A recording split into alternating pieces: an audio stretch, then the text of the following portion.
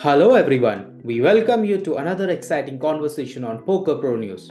Today we have with us a very special guest, Mr. Richard Lord, who's a poker player and a professional musician from Las Vegas. Recently, he became the talk of the town during Club WPT Gold $5 million guaranteed free roll event when his luck took a magical turn and he won the stunning 2025 McLaren GTS worth $240,000 as a part of special giveaway. Let us dive into the magic moment and Richard's journey as a musician as a poker player. Hey Richard, welcome on the show. Thank you, Ashutosh. I'm glad to be here. I'm very, very excited. First of all, congratulations on winning the 2025 McLaren GTS at WPT World Championship. That must have been an incredible experience. Can you please share your experience of enjoying that real life magic moment? Yeah, man, the obvious answer, and I wish I had some crazy, I had this, this deep emotion of, I felt this or I felt that.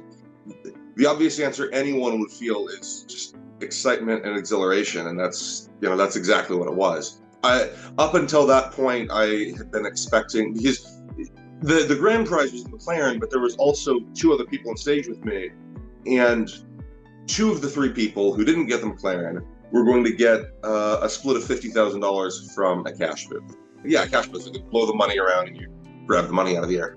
So one person went in and grabbed as much as they could, and then the other person got whatever was left. And so even after pulling the grand prize, it was very much in disbelief of, okay, this is, first I thought they were going to give me a call a day or two later and say, hey, we made a mistake. So sorry, there's been a clerical mix-up. You didn't actually win anything, but thanks for playing. Have a great day. Enjoy the tournament. And then even when I was on stage, I was going, okay, well, I'm going to pull the cash booth, because that was the most likely scenario. And so that moment of sliding the card out, in fact, move out. This is the actual card that I was given. And so in pulling it out, it says Gold McLaren GTS, which obviously very, very exciting. But I see that, and it took about half a second to process, which on stage is a very, very long time. If anyone in the audience, you, Ashutosh, or anyone at all has live performance experience, you know that being on stage, you process things so much faster because your mind is racing very, very quickly. And so even reading that, it took me a fair bit of time, at least in my head, to kind of calculate and go, hang on, this says McLaren, but they can't all say McLaren, but what if they did? But they must not, because I'm glancing over at that guy and his says cash booth, which means this is the grand prize, which means that's, and that's, you see the moment on the video where I pull it out and, read it, jump into the air. Pure excitement. It really, really is absolutely exhilarating. Amazing. In your interview, you cracked the joke that the golden McLaren might be worth more than all the cars in your apartment's parking lot combined. How does it feel to own such a standout prize? If I'm being a little, because having sat down and thought about it, there's 20 cars in my parking lot. They're probably worth $15,000, $20,000. Some of them are $10,000. So it might be close. It might be close to the actual value of all of the cars in my parking lot. I haven't sat down and checked the Kelly Blue Book of every single car in the parking lot. But they're the value is significant. That's, you and I were just chatting.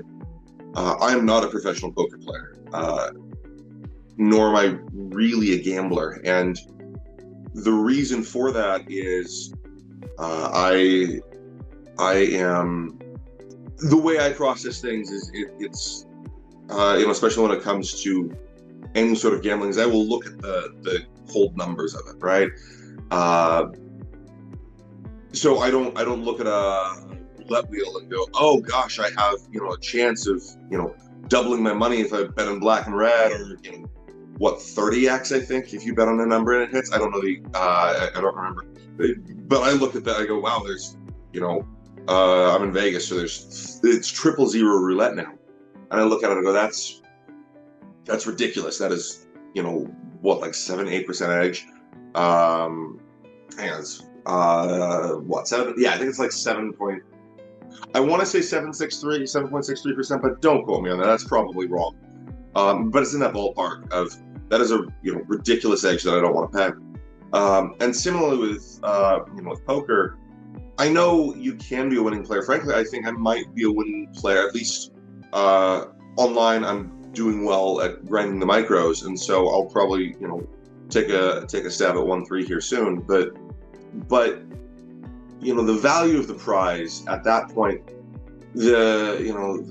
you mentioned being lucky. That's all it is. I got very, very lucky. I got very, very fortunate. That is a long answer to a short question, but the value of it for me is very much, okay, I'm not going to go do anything reckless. I'm not going to go do anything foolhardy.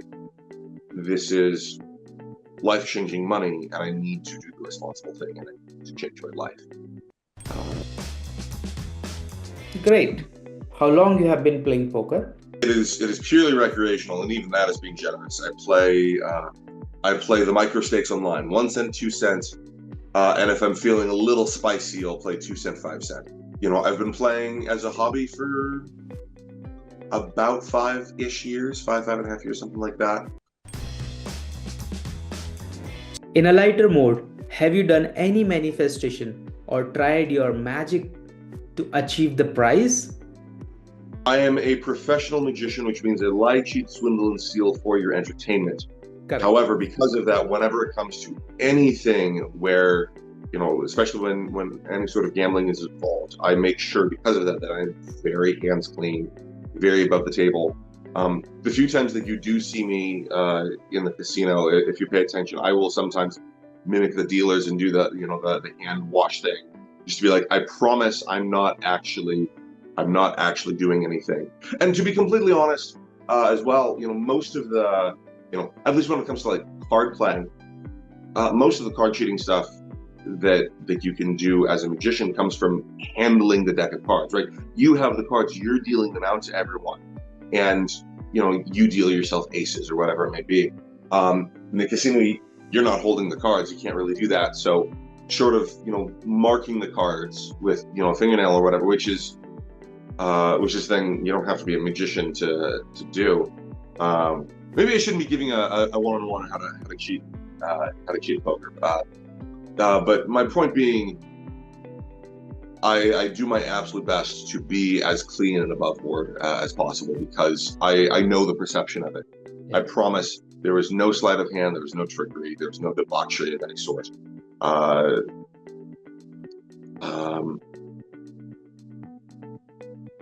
Not really any manifestation or anything like that either. I quite genuine. So I actually won a golden passport to play in the free roll tournament online through a giveaway, and I went, oh, that's cool. I'll show up to the win. I'll play. Maybe I'll cash. Maybe I'll make a couple $1,000. That that's fun, and that would be good Christmas money or whatever it might be, right? And when I showed up to sign up or to register rather, they said, "Hey, we have this drawing going on. Do you want to come, participate in the drawing?" And I go, "Oh, what are the prizes?" They go, "Oh, well, the big prizes that you might get are a golden passport. Like you already have one, so if you get one of those, you can just redraw. And there's some swag prizes. So I'm like, great. Maybe I'll get a water bottle or a hoodie. That'd be nice. Maybe I'll get a swag bag or something like that." And so I went out and I pulled, and there's video somewhere of the big bin that we were pulling the passports from, or not the passport, the tickets from. And when I opened it, it said, "Congratulations, you won the jackpot." Even at that point, I was going, this is a poker tournament. Everything says jackpot. I mean, all over the place. Jackpot, jackpot, jackpot. We were in a casino. Jackpot, jackpot, jackpot. I walk by slot machines all the time and say, $1 million jackpot. But you're never going to get, because it's a frickin' slot machine, right? And so even reading it saying jackpot, I went, okay, so do we get like a water bottle and a hoodie? You know, what does this mean? And people started going crazy. And you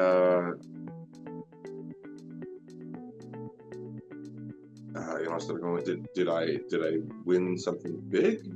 Like what happened? They said, yeah, you see that gold McLaren down the way over there? Yeah, that's that. You won that. I won a McLaren. They go, well, actually, it's a 1 in 3 out of McLaren, right?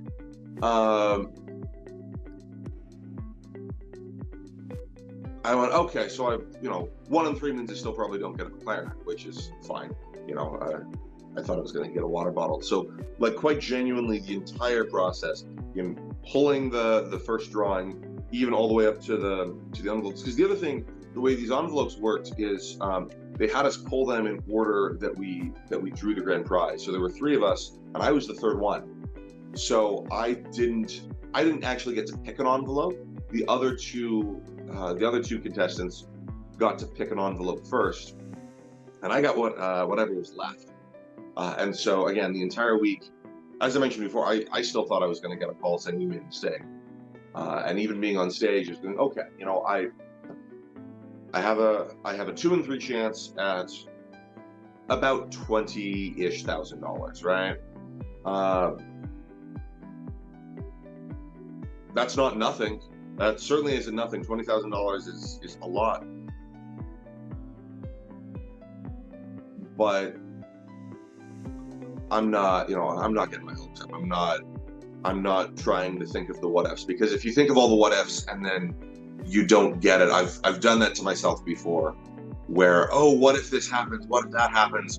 You know, what if the best case scenario happens? And I have all these plans for the best case scenario, and then it didn't happen. So I was like, why? I'm just going to enjoy this. Every single thing that happens, I'm just going to enjoy and let it happen, and then I will be happy with whatever the result is, rather than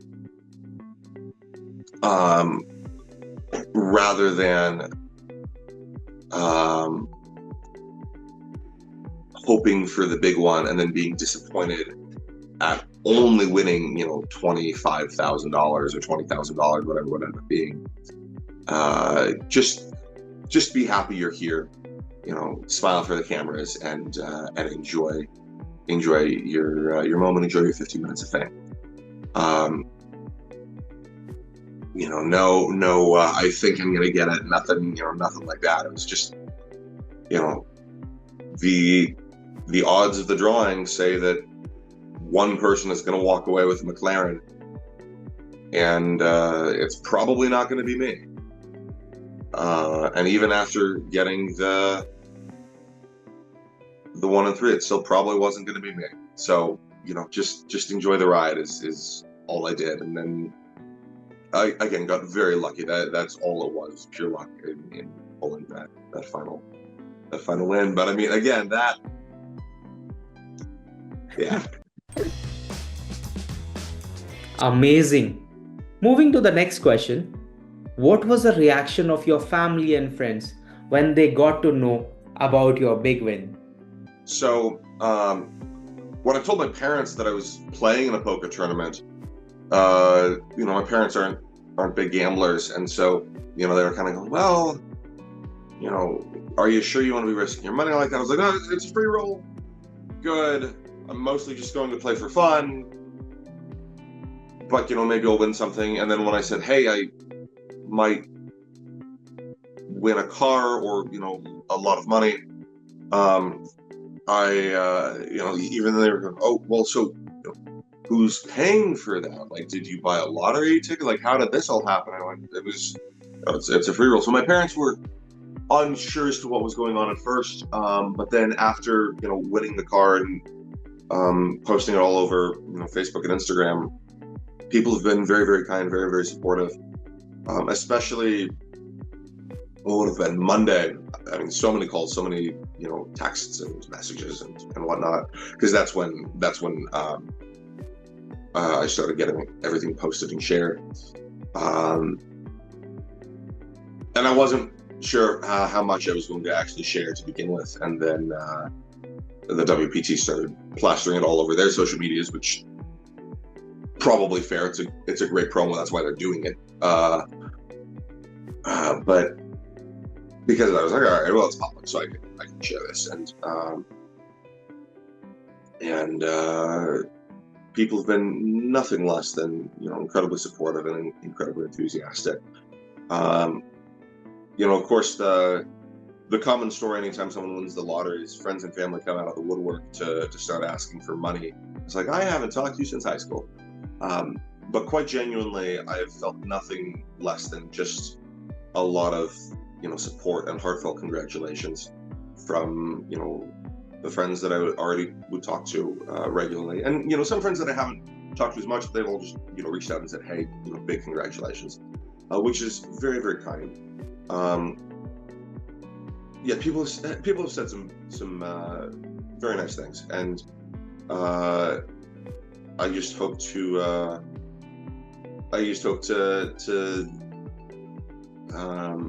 be the sort of person who is deserving of a shot like this. And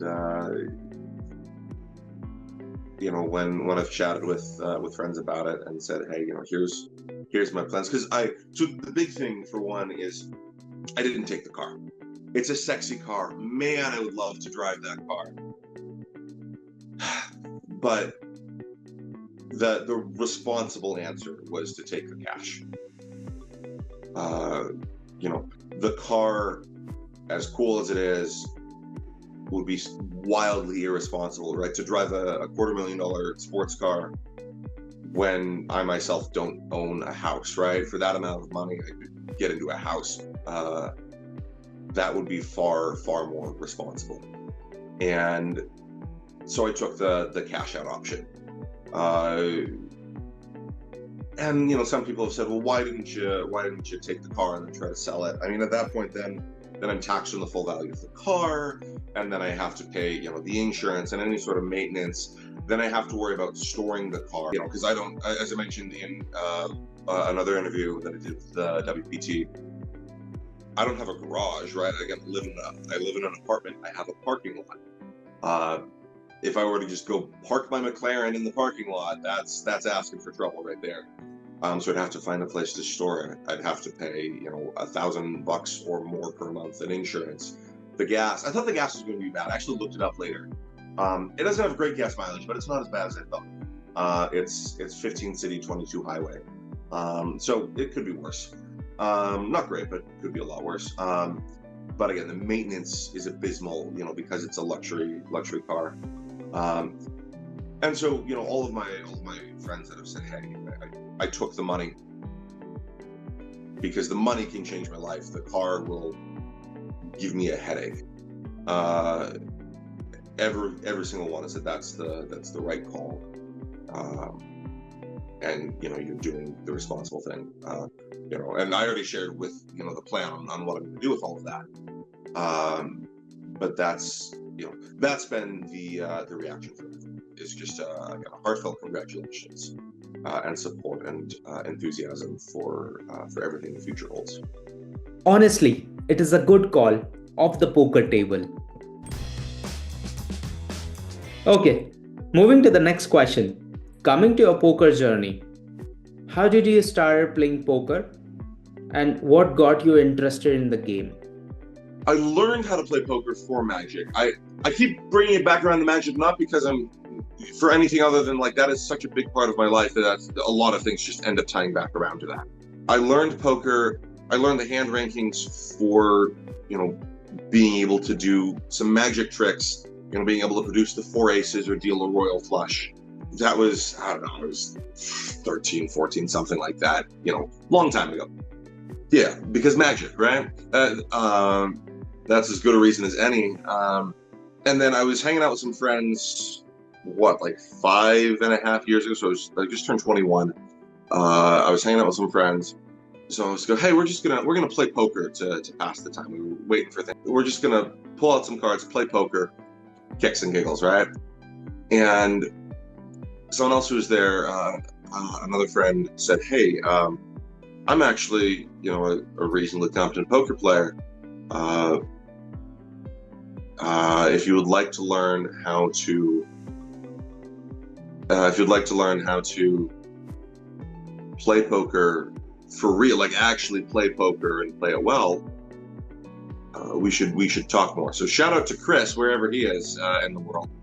Chris, hope you're doing well, my friend. Yes. But Chris taught me how to play poker, and he really emphasized, like, if you're gonna play, you need to play it well. You're not just here to gamble. You're here to learn how to play it properly and how to win. And so I played again as a hobby. I would go once a week or so and play a lot of home games, like 50-cent $1 home games, or $100 buy-in home tournaments. Then I moved to Utah, I moved from Utah, where I was living, to Vegas, and went, I could go play poker a lot now. And I went, I can play poker a lot now, which means I could become a gambling degenerate, which, as I mentioned earlier, is not something that I want to do, because that is wildly irresponsible. Again, I have many friends who have gone down that path,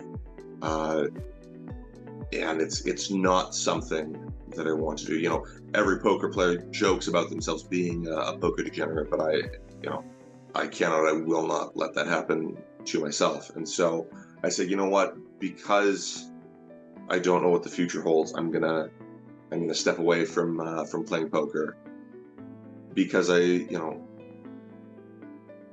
if I'm a winning player, I might go on a downswing and lose several $1,000s that I don't have right now.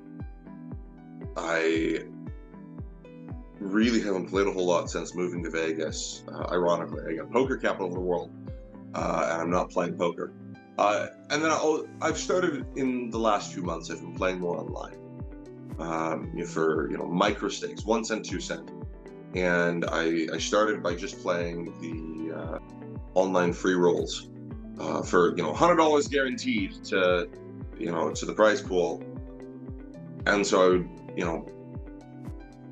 I cashed in a few of those and walked away with like $3 or something. And so I sat down at a 1-2 table, and very fortunately did not have a bad session. I had a very good session, and then since then I've just been playing 1 cent, 2 cents, or $1 buy-in tournaments online. And when I'm on a poker kick, I'll play for 2 or 3, maybe 4 hours a day sometimes, if I have the time. If and only if I have the time. If I don't, then I don't play. Or if I don't have that much time, I'll play for 30 minutes to an hour each day online. And I've ground my literal $0 bankroll, from the micros up to, what am I sitting in now? Like $45, $50, something like that. I think when I last checked. Over, just occasional play. A few days, again, where I'll play for the 3 or 4 hours, but most days I really, if I'm playing at all, it'll be for an hour or 2. Playing for, $2 buy-ins. So I've had enough people, because my big thought was, okay, I will play a bunch online, I'll grind it up, I'll play 1 cent, 2 cents until I get to $100. Once I get there, I'll move up to 2 cent, 5 cent, and then once I get to $300-$400, I'll move up to 5 cent, 10 cent. Same sort of grind and move up process that you would do if you're playing live, right? Just at a 1/100th of the scale, like literally 1/100th of the scale. But I'll grind and I'll move it up, just to see how I can do. And I had enough people at the Win this weekend, walking around talking with actual professional poker players who are actually competent at what they do. Because a lot of people have said, what's your poker background? And then when I say, well, I play for, enough people have consistently said, hey, if you're grinding the micro stakes and consistently able to win, you should be able to do you should be able to do well at a 1-3 table. So I'm probably going to take, this is my irresponsible decision of my good fortune, is I'm probably going to take $3,000-4,000 and put it into a poker bankroll, because if they're all saying, hey, that's a significant enough grind that you're probably good, I will take that and play a little bit more live at those, the big stakes. I'm moving up to the big leagues. 1-2 games, Ashutosh. 1-2 games. It's huge money. And at least for me, I'm sitting here going, oh crap, it's, what if I lose, $600 in a day? I mean, I hate myself. But trying to get that disconnect of like, this is poker bankroll. This is an investment. This isn't really real money to me anymore. These are big blinds. These aren't dollars. Yeah. Richard, you mentioned you learn poker to perform in magic shows. Do you find any similarities between performing magic and playing poker? Again, my live poker analysis is not as, or my live poker experience rather, is not as in depth to give maybe the best analogy to that. But what I have noticed is, one of the big things is being comfortable in a performance state, right? Being comfortable in a performance mindset is very similar for me between magic and poker. Because when you're on stage, you're playing a character, even if that character is, a heightened version of yourself, which it very often is for so many magicians and other performers who aren't literally playing a role like an actor would. But even if it's just a heightened version of yourself, you are still putting on a show, right? You're putting on airs and being something, and you have to choose beforehand, who am I going to be on stage? How am I going to portray that, right? And you have to portray that to your audience in such a way that it comes across as genuine and not just as, playing a character. Similarly, at the poker table, you have to present yourself in such a way that, I mean, we literally have the term poker face, right? And I think for most people outside of the world of poker, they hear that and think, oh, that's someone who can just be stoic all the time and monotone and not give anything away. And I don't think that's what a poker face is. A poker face is someone who, who's able to have an interaction with people while internally, there's so much going on, right? Whether you're, running the numbers of the pot odds, whether you're calculating, calculating the number of outs is pretty quick and easy, but whether you're trying to get that read, or whether you're trying to, sometimes the answer is you are trying to be stoic, right? Playing that character, even if the character is just you, which usually is at the poker table. Though there are some people who will go pretend to be, a Russian businessman or whatever, but maybe that's more like a blackjack card counting thing. I don't know. But in general, that's one of the biggest things. Reading people also is part of it. And one of the things in magic is I look for the people who are easy to read. That is a really, really big thing in magic. So if I see someone in the crowd who's going nuts, oh my gosh, oh wow, that was amazing. How did you do it? Do you not know? Oh my gosh. That's the person that I want to say, you come up on stage, you're going to be helping me with this next trick, because they're going to have the best reactions. And of course that plays better for me and my show. Similarly in poker, you're trying to find the people who are easier to read because they're easier to play against. And then sometimes you have to play against people who are not so easy to read. And that isn't as much magic. That is really just, if someone is truly a GTO master and has it just stone cold, they're just, I don't care what happens in the pot, just here's my GTO play every single time. There's nothing to read there, right? That's just in theory, I should say, there's nothing to read there. Obviously, none of us are actual true GTO 100% perfect players. So there's always something, of course, but there are some people who are really, really, really good at that stoicism, and in that, it really is just, okay, I gotta start running hands. All right, let's see what was the action pre-flop? What did we do on the flop? The turn right now, what's going on? Does this line make sense? Do I think you're bluffing? But that is just running odds. That's not as much reading people. Talking to people is a big thing. Again, that I've learned for my Magic career.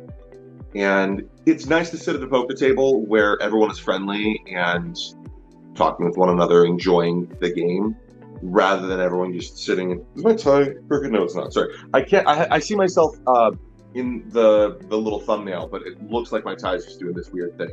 I keep trying to adjust it, but really it's not. It's fine. Sorry. Jumping around in my head. Apologies.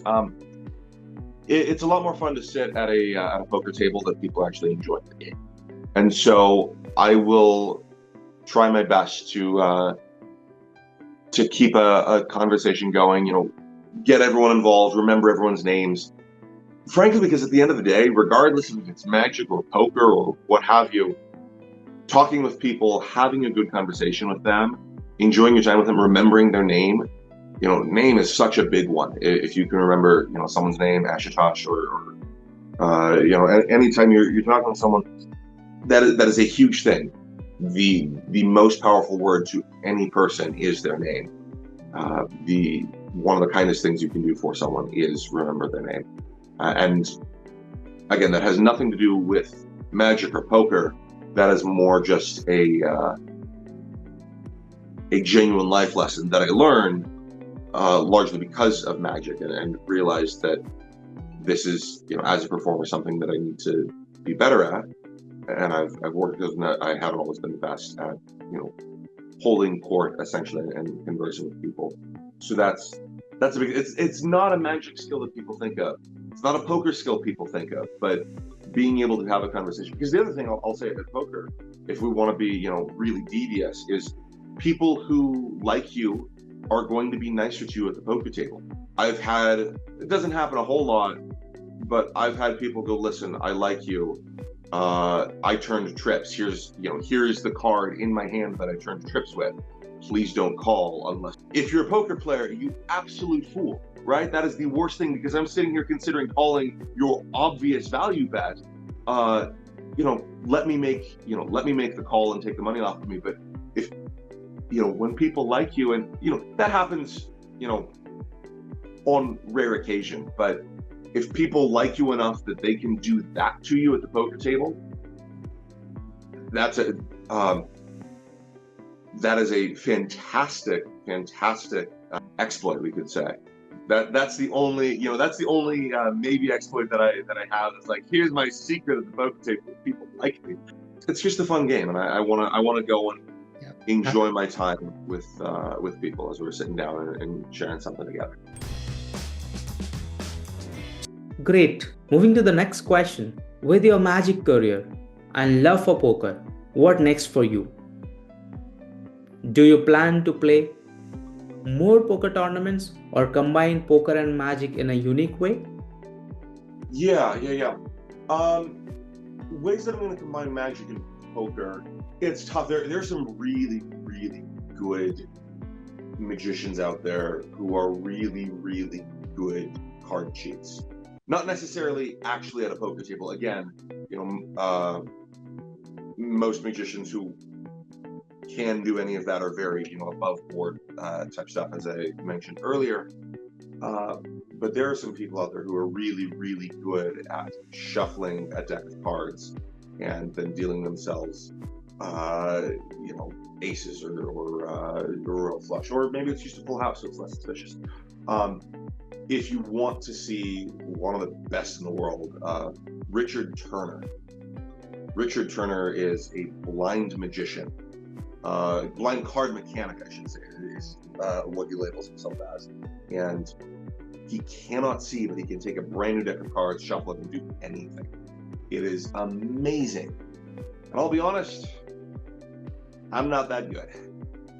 the amount of work that it takes to get to, you know, that world-class level of being a card mechanic, a good card cheat, even just in a Magic setting, is absolutely insane. I can do a few things. It's not, I'm not the most qualified to be able to do that as far as my Magic career goes. My unique combination, and you didn't ask this, but I'll say my unique combination is I am a musician. That's what I was going to school for. I play the pipe organ and I play the piano. And so my show will include elements of a piano recital, a classical piano recital, as well as a Magic show. So that's the unique thing that I'm doing. I'm sorry to have a no, not really sort of answer. I know that's not exactly the answer you're hoping for, but the honest answer is I don't do a whole lot of gambling stuff with my Magic. Again, a little bit here and there. I know how to deal the 4 aces, from seemingly shuffled deck, and a few other things. But that's the other thing as well is most of the Magic that I do is what we call like a stage show or a stand-up show. So I am on stage performing to a crowd. And a lot of gambling routines, especially poker routines, you're using playing cards that are this big, and you're trying to take this big of a card and show it to an entire room full of people. It works for some tricks, but generally, poker deals, you're looking at the pips, you're looking at the, multiple hands. Let's compare your hand. Oh, well, you have a straight because I want you to bet some money. This guy has a flush, so he also bets some money. That guy's a full house. He's gonna bet a lot of money, but sorry, I have quads and I win all the money. That's what most poker plots end up being. And now what's going to happen is there's going to be some magician who watches this and rips me a new one on Facebook for being like, no, there's other plots in card magic and in poker magic, and you can do more than yes, I know, I'm aware of that, but that is a rough overview of what a lot of poker magic ends up being, and it doesn't really work for the shows that I do. Most of those shows are where you're going to sit down at a table with 4 or 5 people and deal everyone in and do stuff like that. So not really my big forte. That being said, I've thought about, especially after this, being certainly a big milestone in my career. Yeah, I might put something in at some point of, here's what got me kickstarted is the World Poker Tour, and maybe put something in. I don't know what that would be yet. Maybe when I have millions of dollars to fund a show, I will make a McLaren appear for a show, and then I'll keep the car this time. But again, that's way down the road, so we'll see what happens. To answer the other part of the question, am I going forward in poker? Yeah, as I kind of alluded to earlier, I would like to play a little bit more, but I want to do it responsibly, right? So I will play. I think they call the MGM Grand the 1-2 capital of the world. Is that correct? Do you know? Yeah, correct. Yeah. Okay. Cool. So MGM Grand is the 1-2 capital of the world. I live 10 minutes down the street from the MGM Grand, which means I can go play 1-2, which would be the place to start as far as some live poker. Tournaments, I think tournaments I prefer tournaments over cash games, but for now, because I have a fairly small bankroll, I think playing cash is going to be better for now. Grind that up a little bit, and maybe I'll get a $10,000-$15,000 bankroll, and then take a shot at a couple $500 buy-in tournaments, see what happens. Again, I don't want to do anything drastic or overly risky. I want to be very, very smart with the money. I am very, very fortunate, again, to have won the car, or rather the cash that is in place for the car. But I recognize and understand that it was purely just luck, and that isn't necessarily going to translate over the poker table. I have to actually go play well, and I have to grind it up. And I am going to do exactly that. I'm going to take a few $1,000s, right? $3,000-$4,000. So what is that? For 1-2 game, that's 15-20 buy-ins. At most, I might even just do 10 buy-ins at 2,000. I don't know. But a few thousand dollars, just a handful of buy-ins, and enough that I don't think a big downswing early on would necessarily just destroy all of my hopes and dreams. But I'll play some cash, I think, and then we'll see what happens. And I think, at least according to the professional players that I've talked to this past weekend, that I have a reasonable chance at doing okay at some of the low stakes. And if I don't, okay, then I lost $2,000. It sucks. It's not the end of the world. And then I will know that it's probably not for me. I'll play for fun on occasion, but I think I have a reasonable shot at being able to grind it up. But that's exactly what it will be. It will be a grind. It will be work. It will be study. I will. I'm working through as many GTO charts as I can. I'm working through learning more exploitative play against different player types and all that.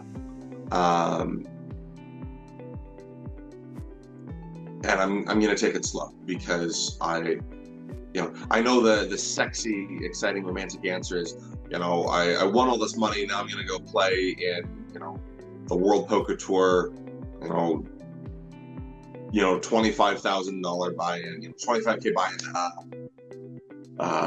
in the Bahamas or whatever it may be. That's ridiculous. That's idiotic. I'm not going to do that, because that would be torching my money. So bad of a decision. But I can play some small stakes, grind it up at the small stakes, and then move up. Go from 1-2 to 1-3, then up to 2-5. Maybe we'll get to 5-10.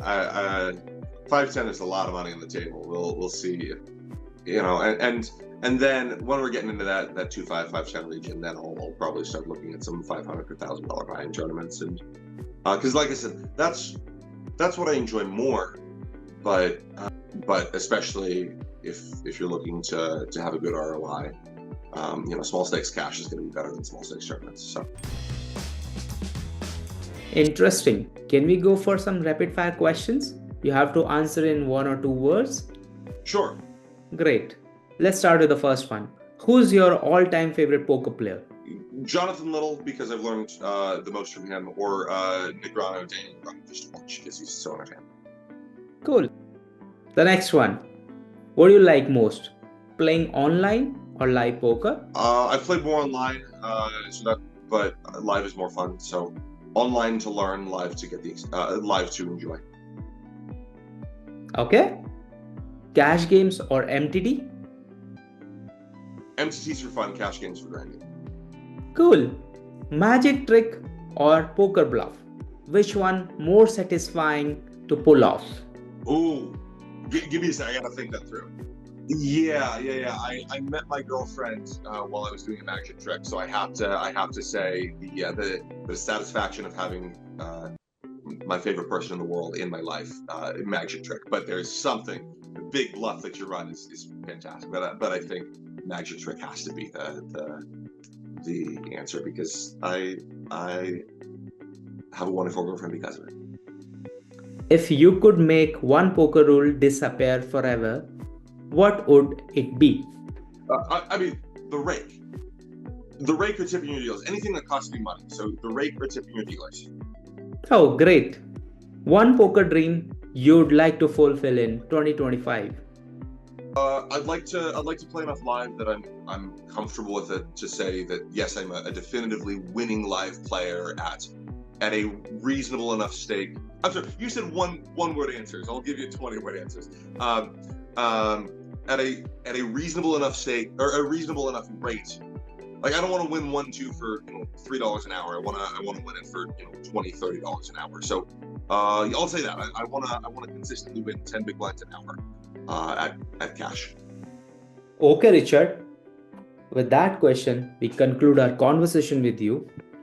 Thank you so much for sharing your journey and insights with us today. Your incredible win at the recent WPT World Championship served as an inspiration for players everywhere. We wish you even more success both as musician and poker player. Congratulations once again on your big win. We wish you a lot of luck. Thank you so much, Ashish. Thanks for reaching out. This has been a lot of fun. I enjoy chatting with cool people like yourself. Thank you for taking the time. And yeah, if you want me to bring the show to India, quite genuinely, shoot me a message. Let's talk about it, and let's see if we can make it happen. Yeah, sure. Until we meet again, take care, my friend. Looking forward to chatting soon. Bye. Take care.